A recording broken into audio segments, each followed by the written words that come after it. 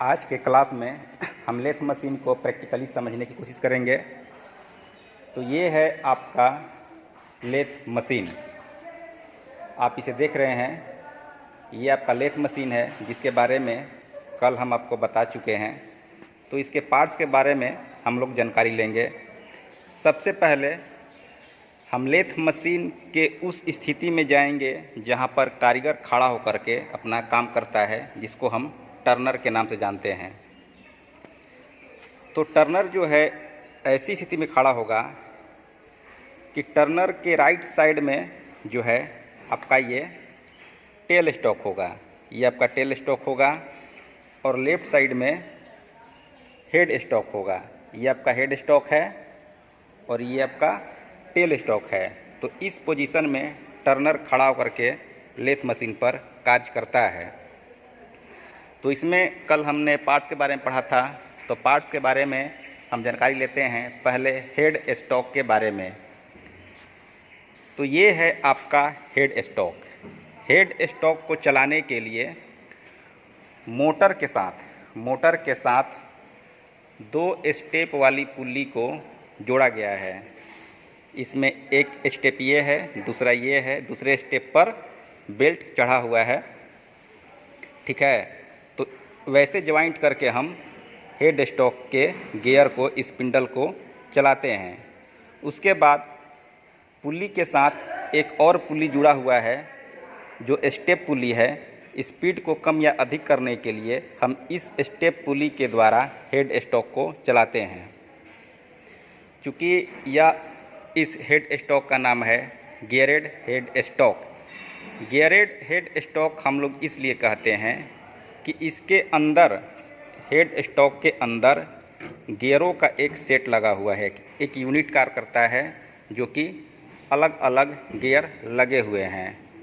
उसके बाद इसके बैक साइड में भी गियर काम करता है, जिसमें अलग अलग प्रकार के गियर, अलग अलग साइज के गियर लगे हुए हैं।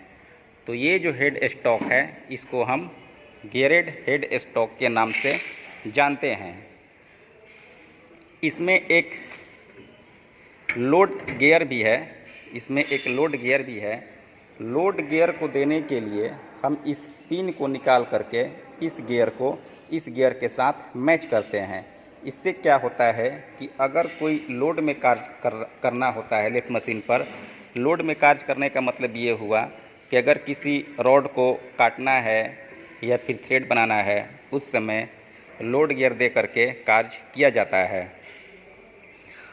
उसके बाद दूसरा पार्ट्स है आपका इसका बेड को ध्यान से देखिए। ये है आपका बेड, ये बेड है। इसी बेड पर टेल स्टॉक जो है इसको कहीं भी एडजस्ट कर सकते हैं, आगे पीछे, इस नट को खोल करके। ये आपका नट दिखाई दे रहा है, देखिए। इस नट को खोल करके टेल स्टॉक को बेड पर आगे पीछे खिसका करके हम सेट कर सकते हैं। इस बेड को ध्यान से देखिए, ये भी आकार का बेड है। ये दोनों भी आकार में बना हुआ है। यहाँ से देखते हैं, साफ समझ में आएगा। ये जो है आपका भी आकार में बना हुआ है। ये फ्लैट है और ये भी आकार का बना हुआ है, यानी कि फ्लैट और भी दोनों का कॉम्बिनेशन है। इस प्रकार ये कॉम्बिनेशन बेडवे है। बेडवे यानी कि रास्ता है चलने के लिए, टेल स्टॉक को चलाने के लिए या फिर इस कैरेज को चलाने के लिए।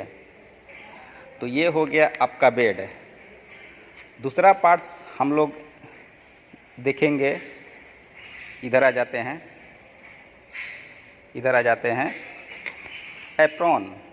एप्रोन आपका ये जो ब्लू कलर का है, जिस पर व्हील लगा हुआ है, ये आपका एप्रन है। एप्रन पर अलग अलग टाइप के मैकेनिज्म लगे हुए होते हैं जो कि थ्रेड काटते समय इनका प्रयोग किया जाता है। ब्लू कलर का जो भी है इसको हम एप्रन के नाम से जानेंगे। उसके बाद हम ऊपर आते हैं। इस कलर में कलर चेंज हो रहा है, इसको आप देख रहे हैं। ये कलर, ये जो है ये आपका सैडल कहलाएगा। सैडल जो कि हम अगर ध्यान से देखेंगे ऊपर से, तो ये एच के आकार का होता है, जो कि सैडल है।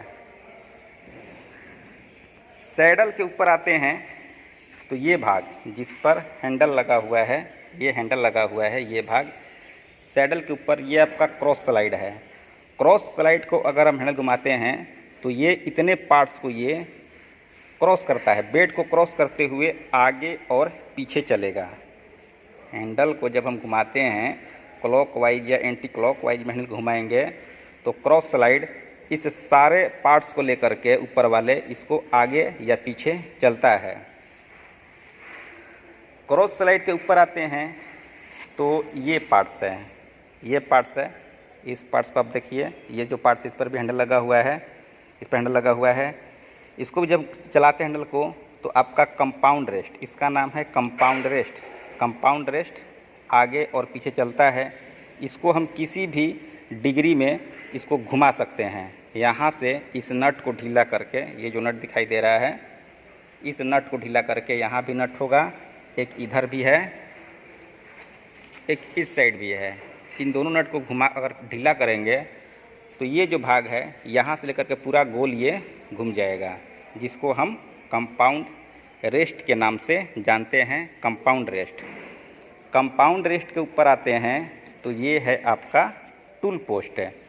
टूल पोस्ट जिसमें कटिंग टूल को बांधा जाता है इस बोल्ट की सहायता से। इसमें कटिंग टूल लगा करके बोल्ट को टाइट कर दिया जाता है ताकि आपका जो कटिंग टूल है वह स्थिर रहेगा। ठीक है, ये भी घूमता है। इसको घुमाने के लिए पहले हम इसको ढीला करेंगे, अभी टाइट हो गया है, ढीला करेंगे और ये आपका जो टूल पोस्ट है यह घूमता है। ठीक है, इस प्रकार से आपका ये टूल पोस्ट हो गया। उसके बाद है ये आपका चक जिसमें जॉब को बांधा जाता है।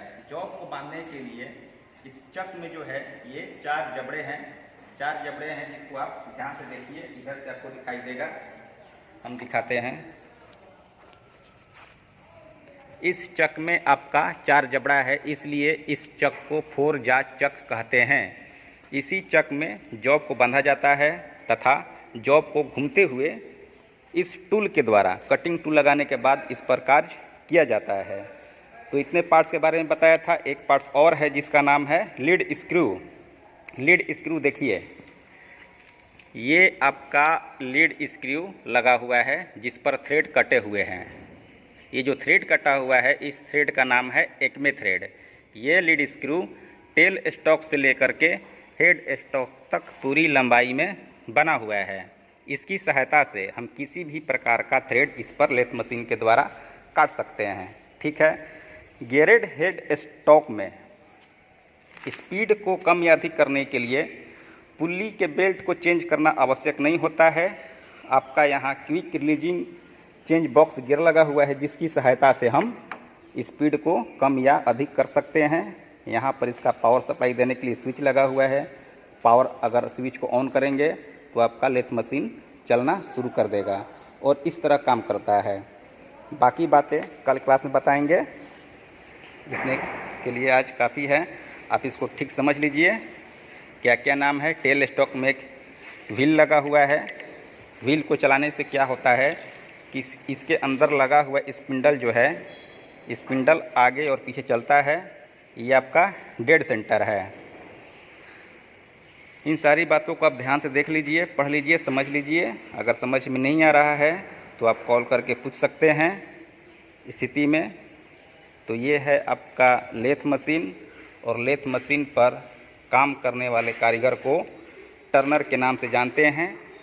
टर्नर जहाँ से काम करेगा उस समय लेथ मशीन की पोजीशन इस प्रकार होगी कि आपके राइट साइड में टेल स्टॉक होगा और लेफ्ट साइड में हेड स्टॉक होगा। इस प्रकार टर्नर काम करता है। आज के लिए इतना ही, धन्यवाद।